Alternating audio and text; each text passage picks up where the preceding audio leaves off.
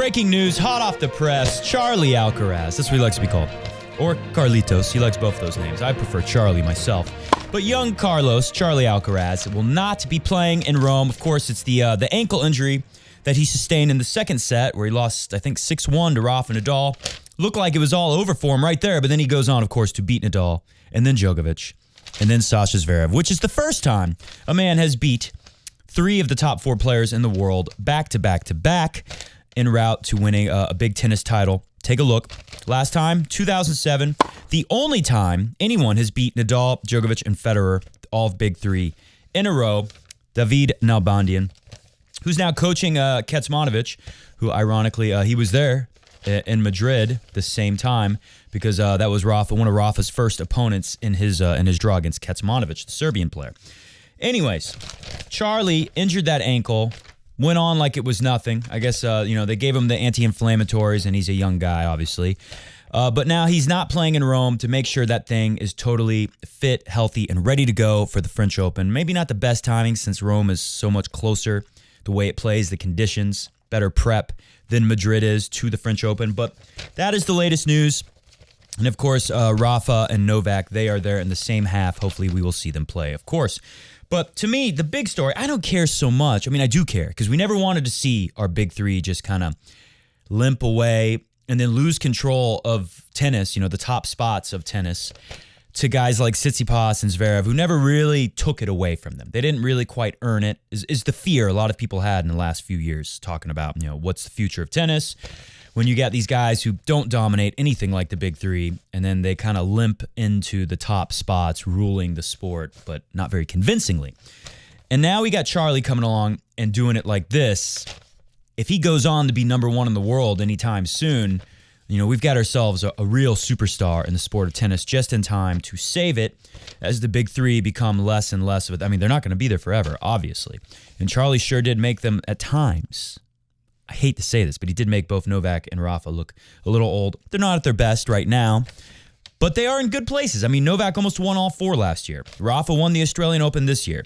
So it's not like they've fallen way off and Charlie took them easy. They made it very hard. They made it a lot harder for him than the next person we have to talk about. This is what I loved the most about the week in Madrid. Sasha Zverev, a pretender to the throne, very much aided in his ranking by the 2019 points. They still get to hang on to half of their points from 2019. Anyways, take a look at this. This is one of my all-time favorite clips. First serve is long. Young Charlie takes his spot. What will he have to do to win this title? Not much there. Match point. Match point. Sasha Zverev, take a look at him. There he is. This is a guy couldn't write this script. A lot of people thought really was going to dominate the sport years ago. It's been like almost 5 years since we were hearing about how this guy could be the future of tennis. We've heard a lot of guys could be the future of tennis, but none of them are around. I mean, Zverev, at least he made it to the final, right? And this is his best match point. First serve in the net. This is his best tournament. This is his favorite tournament. He does better here than anywhere else. Match point. Second serve. Calm, focused Charlie. Carlos Alcaraz is the champion in Madrid. And that leads me to this. What the hell is going on? He didn't write quite that, but Charlie, he goes up to the camera after he beats Nadal. But he could have signed at the camera this way after all 3 of these victories en route to his historical win here. Que ha pasado. I believe that roughly translates to, what the hell just happened? What the hell just happened indeed? Well, I think what happened, friends and lovers of the game of tennis, is that young Charlie is on his way to saving our sport.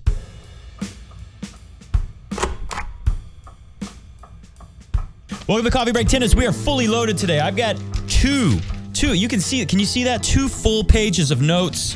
I mean, it took me a long time to prep for today's show, but it's well worth it. We've been gone for a little while, but we're getting close to the best time of the year. We got the French Open and we've got Wimbledon just around the corner.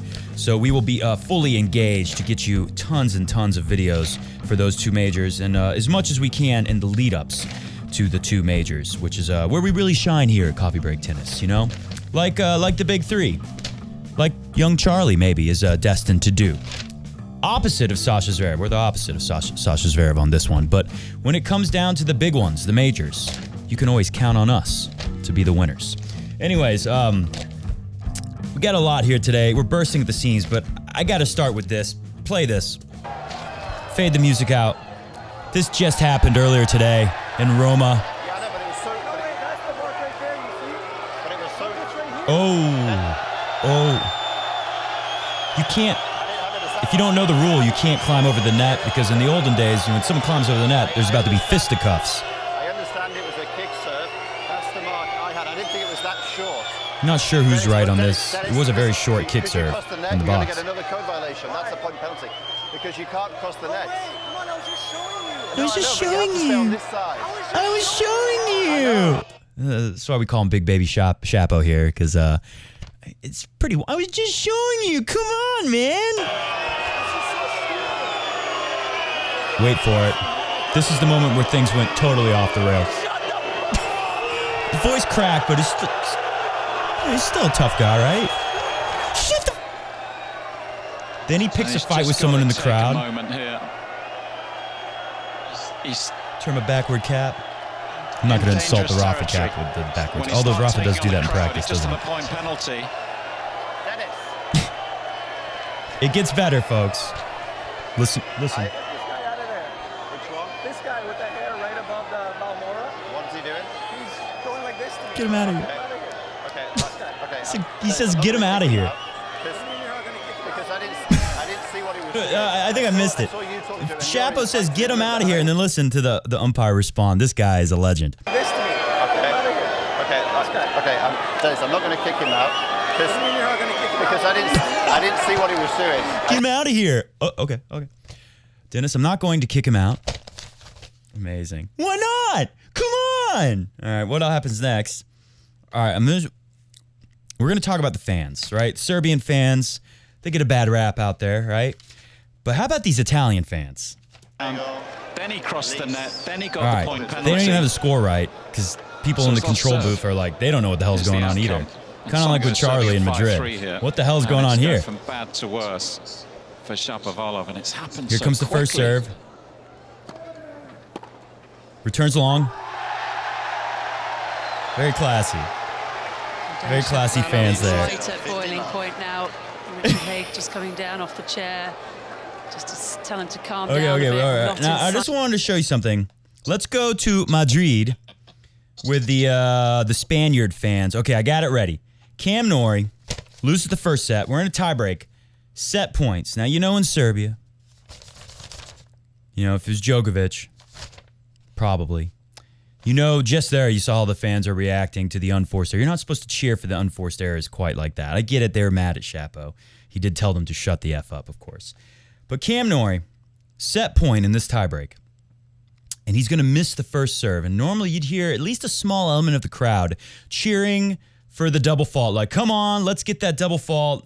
We want to see Cam Norrie go down and Alcaraz come back and win, right? But listen to these very classy fans in España. Set point. Set point, first serve.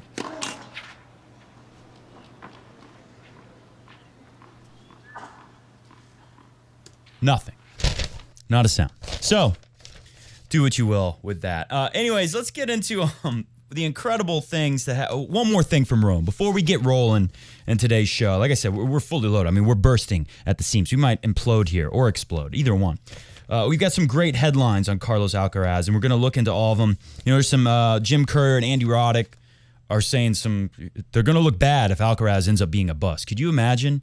But I think Alcaraz, it's safe to say, is the big deal. We've been talking about him here for a little while, and we're going to get all into some highlights of what he's doing. How did he beat Nadal and Djokovic? And again, it's Madrid. We've seen guys go beat Nadal, and then Tsitsipas do it recently. See him beat him in Madrid, but that doesn't mean they're going to beat him in Roland Garros. Same with Djokovic, Zverev can beat them there. He's probably not going to beat them at the Roland Garros. We'll see if Alcaraz can do that. But first, Wawrinka is back. Take a look at this one. Wawrinka. That's a sweet little dipper, little cross-court backhand dipping passing shot there. I mean, that was beautiful. But Stan, the man, he came back from the dead in this match. I mean, he was serving 2-4, like 15-40, multiple break points he had to save. I can't remember how many. And he just blew Love 40 lead in that game. You know, if you're up Love 40 on Riley Opelka, you don't really expect to get another chance. And then this, I love this return. Everyone who plays tennis has seen something like that happen to him before. Queja Pasado. What just happened with that one? And look, he's got him. Very touching. Wolfram, Wawrinka, Stan's dad, his mom, they're there. This shows you how important it is to these guys. You think like, oh, they've done it all. They've won majors. They still want to keep coming back and, you know, having more success on the tennis court on the biggest stages around the world. Anyways, came back from the dead, did Stan Wawrinka in that match. So credit to him. That was the first time he's won a match. That was why I bring that up. Since the Australian Open last year. So well over a year now since Stan has won a match on tour. So good for him. Let's look at some headlines. Put some headlines on the screen. Planet Sport, Carlos Alcaraz hailed as best player in the world. ATP website, Alcaraz to challenge Nadal for the race to the lead in Rome. Alcaraz is only 70 points away from the lead for 2022 in the ATP points race. Rublev, Tsitsipas, Medvedev, fairly far behind. They trail. Tennis world, Diego Schwartzman. You know, now we're getting these things like, you know, and I'm sure tennis players kind of hate this. Although Zverev, I have a bunch of clips of him. Maybe we'll dig him up later, but he's been saying recently all over the place that Alcaraz is like the greatest thing in the world. And of course, he said that in the trophy ceremony, which he must have been embarrassed up there a little bit after the way that match went down. Anyways, so then they start going to players and saying, you know, what makes Federer so special, right? Everyone's had to answer a question like that, or Rafa or Djokovic. What makes Carlos so special? So Tennis World, we get a headline like that. Diego Schwartzman, Schwarty D, he opens up on what he finds impressive about Carlitos Alcaraz. I'll give you the quote from there, actually. It is interesting. I think what I like the most, seeing him also win in Miami, young Carlos, is the ability to adapt to the rival. Sometimes you have a way of playing and you always want it to prevail, but he changed his way of playing a lot, whether he was against Hurkacz, Casper Ruud in Barcelona with the Demon, Pablo Carreño Busta. His style is very aggressive, but he doesn't always allow himself to adapt if he has to run pass balls, or I don't know, lost in translation there. Anyway, so that's nice. Forbes, take a look at this one. Carlos Alcaraz is the co-favorite with Rafa and Djokovic at second to win Roland Garros. He will win double-digit majors. Oof, Jim Courier and Andy Roddick. So let's kick it off with that one, because that's a pretty big one. Let's read that. And like I was saying before, it's going to be really embarrassing for the pundits out there. And you know, for me, I guess maybe I should be a little embarrassed. Yannick Sinner, he was right there, although he got trashed by Felix Auger-Aliassime. It's a little easier to overwhelm him in Madrid, though, I will say, in his defense. But, you know, I've been saying Sinner maybe is about to take over and run away with it. But it looks like Carlos is the guy who's going to take over and run away with this sport that I've been reluctant to say, but after years of hearing Fed haters say, oh, he was in a weak era. It's like, okay, well, what about now? Are Djokovic and Nadal in a weak era for the last, 5-6 years? Seems like that sometimes. Some of these pretenders that we've seen come and go from the next gen and from the gen before that and the gen before that, which is the gen before Nadal and Djokovic. But yeah, we've seen all of that, and now we've got a guy who actually might really do it. And I support Carlos. I throw my hat in with these guys saying, yeah, it looks like he's the real deal, the way he won. Still, there's a reason why I got this hat here, and it has to do with my prediction for Roland Garros. Anyways, let's go into Forbes. I put him as co-favorite, says Andy Roddick. And I cannot believe I'm saying that in a 3 out of 5 set tournament at the Roland Garros, but that's what I feel. Roddick went on to point out the fact that Alcaraz spent nearly 6 hours on court in back-to-back wins over Nadal and Djokovic, and then he came back and destroyed Sasha Zverev in the final. I'm not worried about this kid's body over the course of 2 weeks, and I don't think he's going to get extended in the early rounds with his form the way it is right now. That's Andy Roddick. Jim Courier here, he says, I think Alcaraz, if he's healthy, is definitely a double-digit guy. 10 majors or more we're talking. I'm not sure anyone else below the big three is. We'll find out. So he's very much saying what I've been fond of saying here in Coffee Break Tennis for years now, is that the other guys are losers. They're not going to do it, for sure. He says, I don't know. I do know. They won't. If they do, it's because we're in an extremely weak era, right? I don't know what we should expect 20, but I do think double digits is very much within Carlitos' reach. Alcaraz will arrive at the International Biennale d'Italia with a chance to overtake Nadal in the race and be number one for the year. Of course, that's not going to happen. He's not playing. And then where did all this best in the world stuff originate from? Well, this is not the first time Zverev said it, but this is the one where it caught all the headlines because it's a trophy ceremony to Masters 1000. But put this on the screen. The Express. Sasha Zverev snubs Novak and Rafa after the Carlos Alcaraz loss. I have the clip for you, so let's... we don't have to listen to Sasha Zverev. I'll read it for you. I think right now, and credit to Sasha, although he kind of surrenders a little bit. I don't love that. My God. I don't love that, but at least, he's able to man up and admit that, this guy beat me fair and square, and he's really good. And he's been saying this for a while now, all over the place. But here's the official quote. I would like to see him fight harder, and maybe he will. I'm not giving up on Sasha Zverev completely. I think he can win majors, but he's not a double-digit guy, as Jim Courier says. I think right now you are the best player in the world, says Sasha, looking at Carlos. I'll play the clip. It's a nice clip. Am I talking? Is this on? Yeah. Well, first of all, I want to congratulate Carlito. I think right now you are the best player in the world, even though you're still... It is great to see for tennis that we have a new superstar, but that should be very painful for Sasha Zverev to say that, because he should want to be that superstar deep down in his heart. I don't know, maybe he's been beat up with, just everything that's happened over the years, all the times he's felt the weight of the expectations, all the media interest in his love life, stuff like that. Maybe he just feels a little bit worn out after all this and maybe kind of surrendering a little bit. It is tough, and it's going to be tough for Carlos. You better believe that if he goes through a bad patch. They're going to be all over him. We've seen Rafa not like it. We've seen Roger, definitely, when he started losing, getting very angry in press conferences, saying, okay, I remember when he had a famous streak of like 34 semifinals in a row, whatever Federer's major semifinal record is, and he had a record of finals. I think he made 10 finals in a row, 12 finals in a row, something like that. Can't remember now, but Federer, he still is the best out of the big three when it comes to records like that, just showing up in the finals all the time. Maybe he didn't win all of them in a row, mostly because of the French Open and Rafa, but I remember him saying okay, so I lost the semifinal for once. That doesn't mean my career's over. He's getting kind of annoyed with the media. So when Alcaraz isn't winning, we'll see how he deals with the pressure of expectations, but it's safe to say this guy is going to be pretty good. Listen to Novak Djokovic. Rafa, I think we've talked in the past about what Rafa has said, but listen to Djokovic from the ATP website. Congrats to him. He held his nerve very well, said Djokovic in the post-match presser. For somebody of his age to play so maturely and courageously, it's impressive. He deserved to win.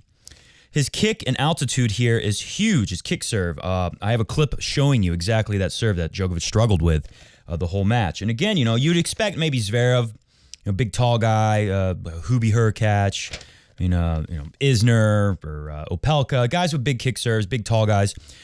But with Carlos, and that's probably the knock with Sinner. Jannik Sinner, he looked good all year. He's one of I have a graphic, put it on the screen if I can find it. If I don't, I apologize, but I have a graphic showing, the guys who are winning the most this year, and Carlos is right there on top now. And Sinner's had some pretty good records. He was undefeated in third sets and in tie breaks. He had a good record there this year. But there's a big difference between him and Carlos in the serve department. And in Madrid, where the serve has really helped Carlos, as you can see, Djokovic saying, let me finish the quote from Djokovic. His kick serve and altitude here is huge. It was difficult to deal with his ball. I wasn't feeling my return from that side, talking about the ad court, kicking up high to the backhand. He was serving a lot of kick just to put himself in a good position. And then I'll show you some clips. He did it against everyone. That kick serve gets you a short ball in Madrid in this altitude where your forehand can really be a weapon. And his forehand is something, huh, Carlos Alcaraz? It's kind of like a mix between Federer and Nadal's forehands is what Carlos has, which is a pretty scary thing. It's as scary as it sounds, huh? I definitely played very good tennis. I mean, the best that I've played this year, said Djokovic. Probably when the disappointment of losing this match passes, I'll have a lot of positives to take away from this week. So for Carlos, the kick serve, the serve in general, it's been helpful in Madrid, helped him. Someone like Sinner really hurt him. He needs to get free points from it, and he's not getting them. He doesn't serve as well. And then the return can really be punishing. We saw, who took him out? Oh, Felix Auger. Over the years, we've said people are kind of a mix of the big three. Felix Auger was one of them. And in a lot of ways, he is. Maybe not so much Rafa. He doesn't seem to be, he's like Rafa in that he stays quiet and focused, but you can't call him as mentally tough as Rafa. You can't say anything like that about Felix. But you could say like the way his forehand and his backhand are both, equally powerful, something Federer pointed out, is Djokovic-like. His movement and his balance on the court could be Djokovic-like, sliding into almost a split, hitting a two-hand backhand winner, very much Djokovic-like. And then his forehand, more like Federer's than Alcaraz's actually, but the Felix Auger forehand, really a special forehand. Obviously, he hasn't been able to put it all together and take advantage of those talents. So he was able to return, much like Djokovic, and right at the body. In fact, we'll play the clip for you. I want you to see this one. So you see that? Oof. We'll play that one again and just kind of like slow it down here. You see this position where he returns that backhand. Yeah, two-hand backhand return, like the Joker, right into the body, deep. I mean, very much like the Joker there. And on the back foot, falling backwards, you get this short forehand. And as we saw young Carlos do in Madrid, this is a great place to crush a forehand for a winner. No way to defend against that. Anyway, so Charlie, on the other hand, I'd say Sinner is right there, close to the Alcaraz. He doesn't have the drop shot, obviously, and he's not as good at net. But rallying, movement, balance, he's also there, one of the best in the world, looking big three-like in the way he can play from the back of the court and the way he can dominate with his ground strokes, really overpower people. But Charlie has that, and then he also has a very good serve. And then, of course, he's got that drop shot, and that leads me... We'll do the stats last. Let's go into the clips. You got to see these clips. I mean, these... If you were watching, you saw all this, I'm sure.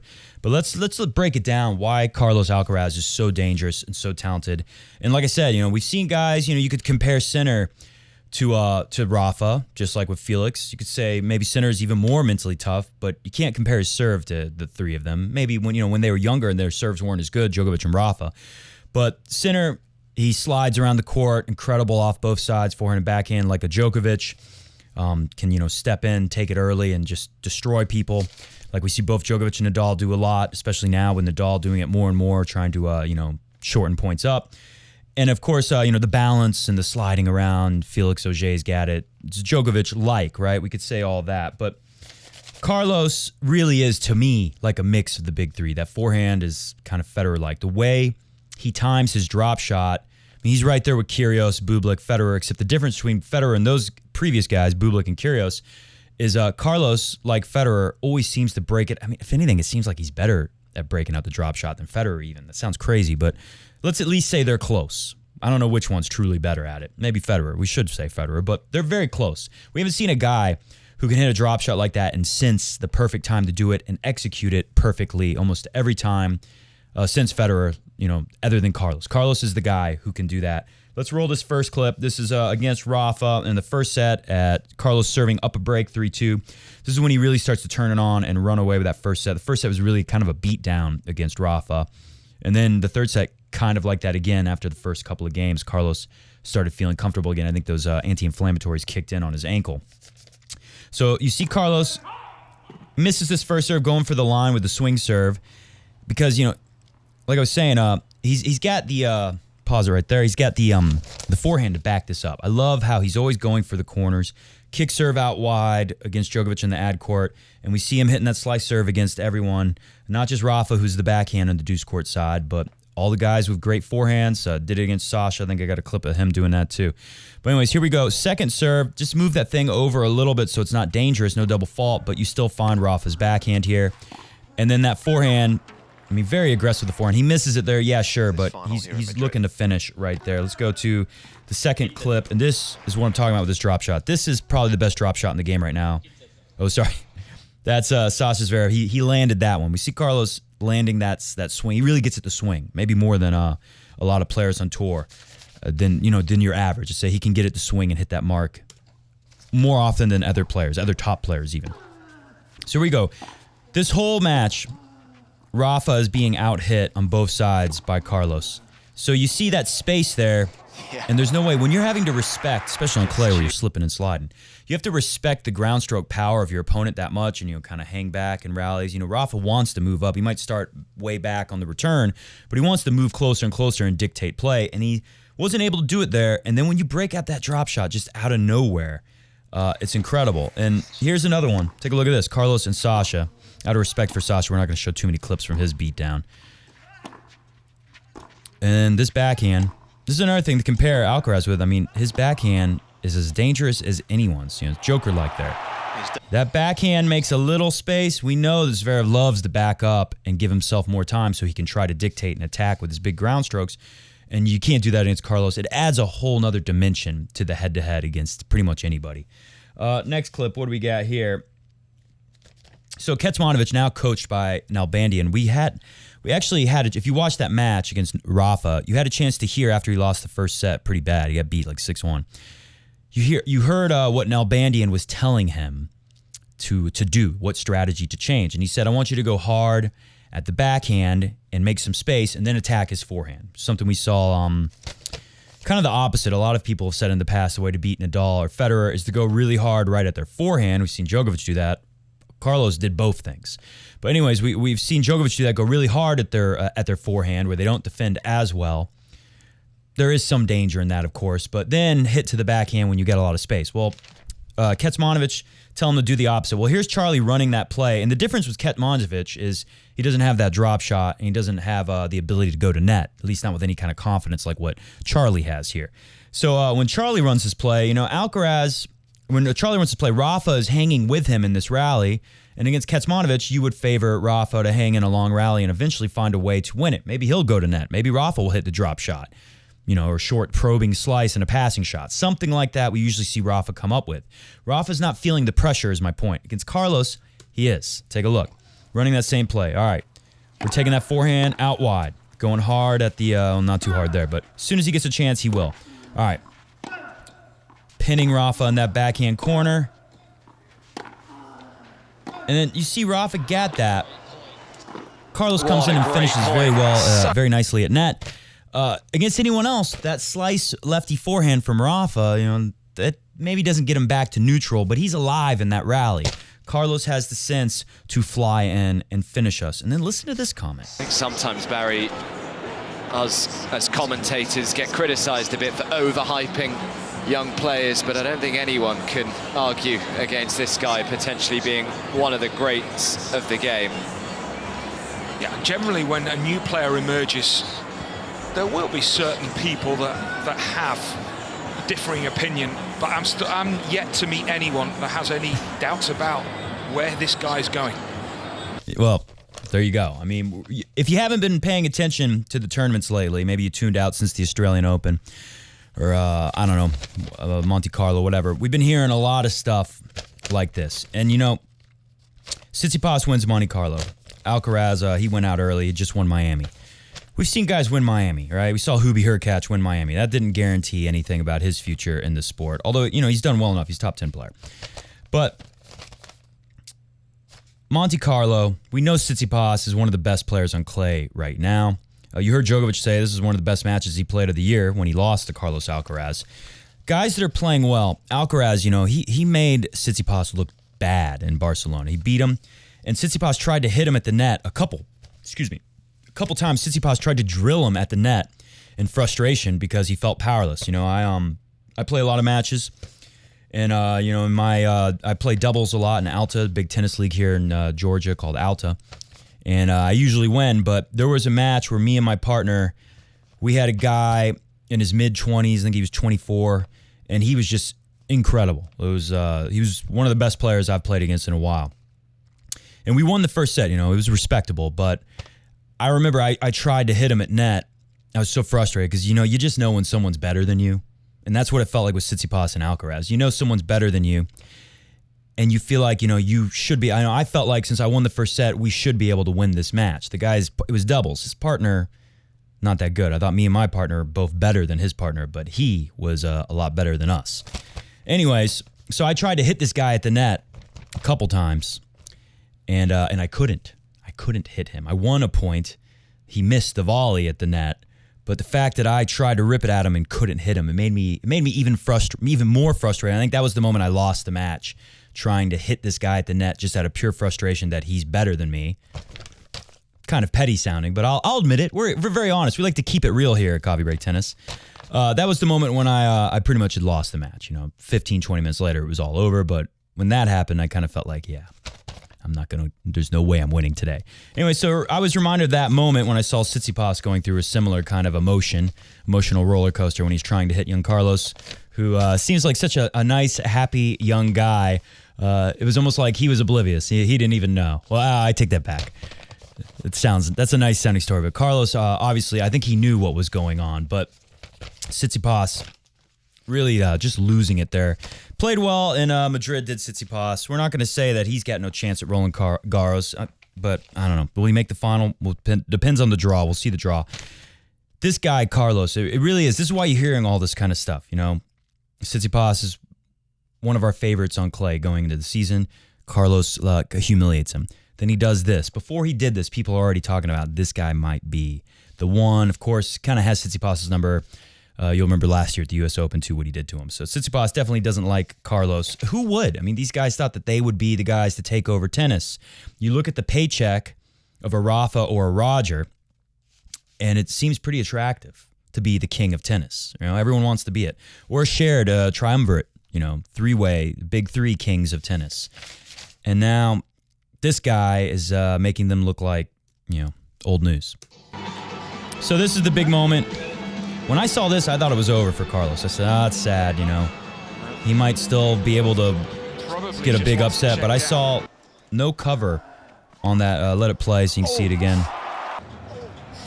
Give us the close-up. Oh, God, yeah, the ankle did twist, didn't it? Do you know, he did really well, actually. Oh, yeah. Yeah. I am an expert at ankle injuries because I have a problematic left ankle where I have to wear a lace-up brace. I have to have it wrapped or laced up with a brace with the Velcro strapping on the sides that is similar to the tape they put on the players. When I saw that, I thought, okay, there's no way this guy is going to be able to finish this match and win, at least, And they were saying, after the first set, they were like, is he about to retire? It looks like maybe Carlos is thinking about retiring for the match. Of course, he wasn't. Goes on to win it all. But part of that's he's young, and I'm sure they shot him up with the anti-inflammatories. Let's move on to another clip against Rafa.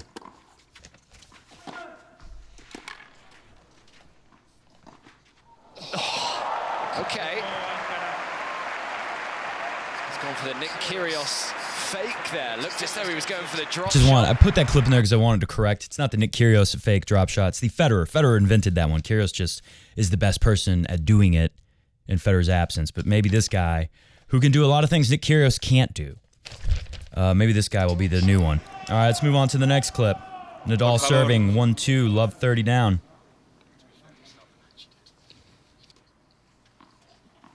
Now, I know I played that clip earlier about the respectful fans in Madrid, but even Rafa, it felt like...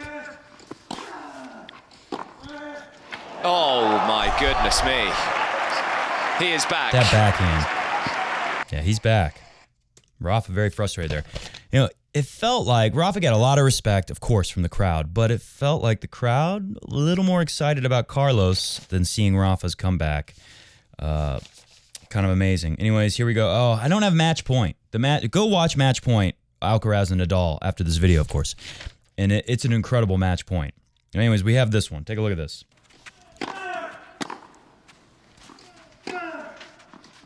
I just want you to know the stats. More spin and more power on the forehand from Alcaraz than Rafa. This whole match. All right. So there's Rafa running to the inside end. Just crushing it again. You got it. Alcaraz. Everyone knows on tour, the most common winner is a forehand inside in.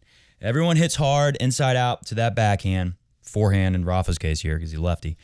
And then when that space is there and the ball's short enough off the backhand reply, you step a little over to the left. You look like you're going inside out again, and then you pull. So it's kind of a pulling feeling when you perfectly execute one of these inside-in forehands up to the forehand corner of a righty. That is the most common winner. You see right there, Rafa's going to cover it, and then the inside-out is a clean winner. That forehand is something special from Carlos Alcaraz. Let's move on to Joker and Alcaraz clips. Best in the world at the baseline, Djokovic and Nadal, right? But they got to respect the power of Alcaraz. And then this, it's really hard to do that. Djokovic was there. He probably thinks to himself, I should have made that shot. But the fact is that even Joker and Rafa, they got to respect this guy's power. They got to back off a little bit in rallies sometimes. They can get overpowered by this guy, which just sounds weird to say that. But then there's another dimension. Maybe like Tsitsipas can overpower them off the ground, especially in Madrid, off the ground strokes. Zverev can do it too. But there's no threat of a drop. Tsitsipas' drop shot's kind of bad. His slice backhand, kind of bad. Alcaraz doesn't have that problem. So there's like another dimension to these matchups that is something these guys in the big three haven't seen that makes it. The only thing I can really say is that it's a Federer effect. This guy Alcaraz, he really is all three of them mixed, right? He's got the buggy whip forehand, but he's also got, the very flattened out, although it's got a little more shape than Rogers when he flattens it out still, so it seems safer, but it seems to move through the court just as fast, and he can take it just as early as Roger Federer can on that forehand side, which we've seen other guys can do it, but to put it all together and then have that drop shot and the skills at the net, all these intangibles, he in the stats, we'll look at in a moment, Alcaraz outdid both Rafa and Novak in the points won at the net stats. 30-all, 4-all. This is where I feel like on the run, you don't see that a lot from Djokovic. I don't want to say he made Djokovic look old, but typically it's Djokovic doing that to people. To see Alcaraz further back on the run, to hit a forehand like that gets Djokovic caught off balance in that like kind of a split, grabbing the knee because it's an uncomfortable position to be in. It's kind of a shocking thing to see, especially considering this is a 3-set match after a 3-set match, after a very tough match, which was also 3 sets against Cam Norrie. So, like that Roddick quote I read earlier saying, this guy just went through a couple 3-hour matches against Joker and Rafa. Well, he came through one against Cam Norrie, who's another one of these guys, who are the winning the most on tour this year. And last year, too, in Cam Norrie's case. These guys are tough. They're not that easy to beat. So to go through 3 of these, almost 3-hour matches in a row, it's pretty incredible to see. And as Djokovic said, this is the best match he played of the year. I'm sure he can get better. I'm sure he knows that, and he's hoping to get a rematch. That's the good thing about this, too. Maybe like a Zverev or Tsitsipas, they don't want it again. Carlos, not Carlos, but what I'm saying is I think Carlos is like Rafa and Novak and Roger in this respect. Rafa and Novak, they're going to want that rematch, right? At the French Open, they would like to see Carlos again. I really believe that. They don't want to draw him early, but they would like to have a chance to show him his proper place. And I have a feeling he's a bit like that too, as he gets older. Maybe he's too young to think like that right now, but as he becomes more and more dominant, I think he's going to be more like Big Three than next gen. Anyways, what we got here? Clip number 11, Joker-like point where Carlos turns defense into offense, and then he has that amazing drop shot again. Let's take a look.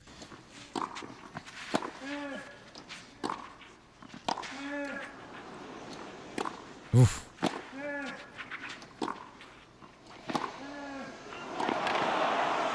Look how off balance Djokovic looked. Stunning. And it's always Djokovic you see doing that, sliding into a defensive ball where he can take control of the rally from that position where he's sliding like into a split way off to the side of the court, out of the backhand corner. And finally, we got clip number 12. Just want you to listen to the comment afterwards. Djokovic gets on top of this one. He had to. Djokovic had a hard time getting into this tiebreak. Listen. Hasn't hit an awful lot of winners.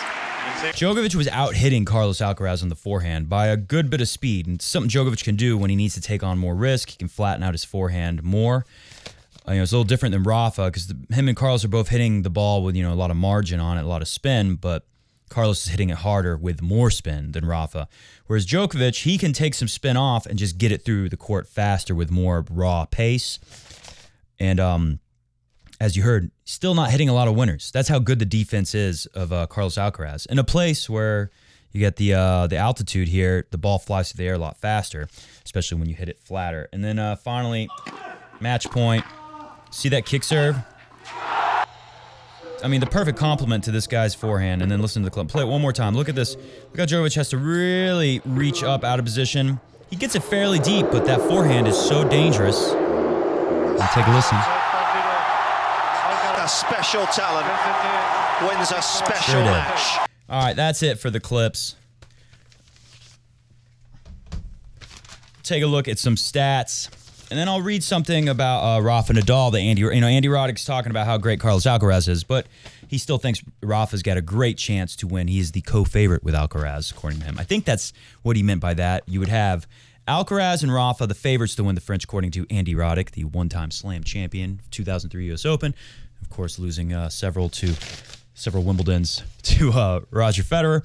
But he also had some nice things to say about Rafa, so we'll get to that in a second. But first, let's look at these stats. Statistically, put them on the screen. The quarterfinal against Nadal, unbelievable. 37 winners, 31 unforced errors from Carlos, compared to 10 winners on 20 unforced for Rafa. +6 for Carlos, -10 for Rafa. Shocking stuff.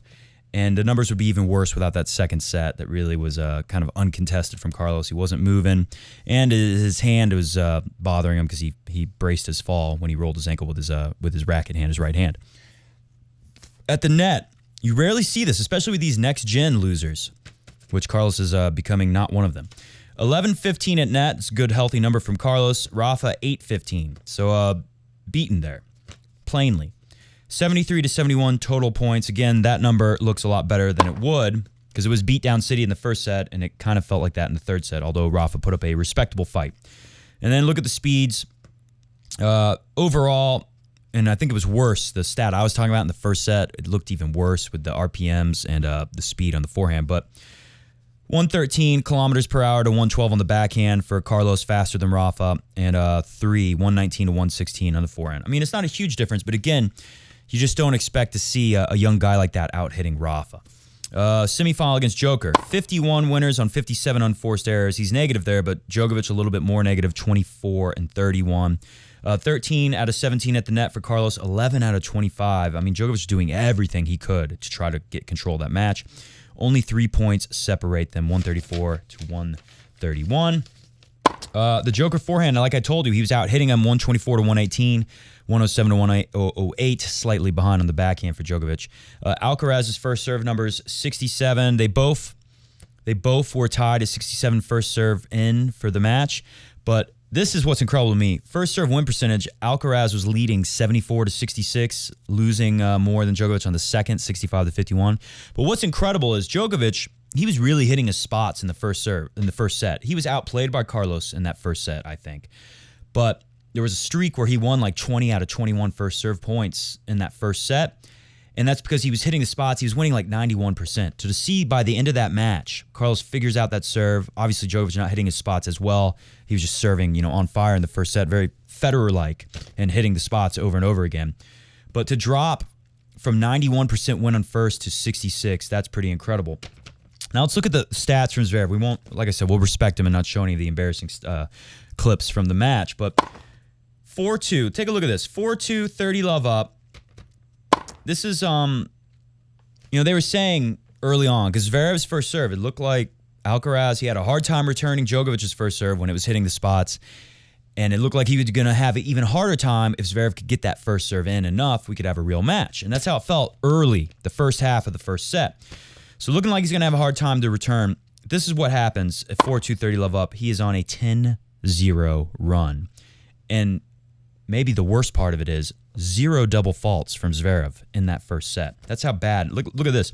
18-7, almost triple baseline rally points, meaning after the serve is taken out and they're neutral rallying, or forget about neutral, but Zverev is losing all the time in rallies, and it's really only the serve that was giving him a chance to even be in that first set. By the end of the match, take a look. 50-26. This is pretty close to the end of the second set. Alcaraz is winning almost double, two away from one, depending which way you take one from Zverev or give two. He's doubling his points.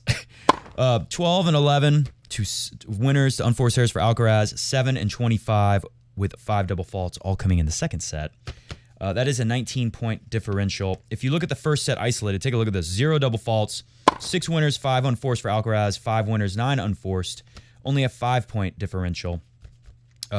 19 away for Sasha Zverev for match total when you factor in that second set where the double faults came in. Without that first serve, hit the music. Dude had no chance. Anyways, Thanks for watching Coffee Break Tennis today. We're going to be going nuts during the French and Wimbledon. This is an exciting time. And, you know, one thing we've heard is that a lot of commentators out there, why not? They think Carlos is going to be very good on the grass. We shall see, but this is an exciting time for tennis, and I'm happy to be back here talking about it. Do comment below. Am I just, overhyping this? Are we all overhyping Carlos? Is he really not the future of the sport? And of course, who do you think will win? Oh, I still like Rafa at the French Open. This is why. I mean, out of 10, he's probably a 6 right now. He looks like a guy that hasn't played a tournament in a while. This is Roddick on Rafa. But you don't really worry about him on clay. His base level of, listen, I can run, I can grind, I can put the ball in awkward spots for my opponent up above their shoulders, that never goes away for Rafa. He's going to keep his unforced error level low. That's a nice backup plan to have before everything starts making sense in the offensive side of all of that. So basically, Roddick is saying that, yeah, Rafa's always going to be able to play on clay in a way that's going to trouble the majority of the tour. Maybe not young Carlos, young Charlie. But once he starts getting more confident with, taking that wrecking ball forehand out and bringing more offense into it, he's going to roll. He's going to have an easy time doing what he always does. But do comment below.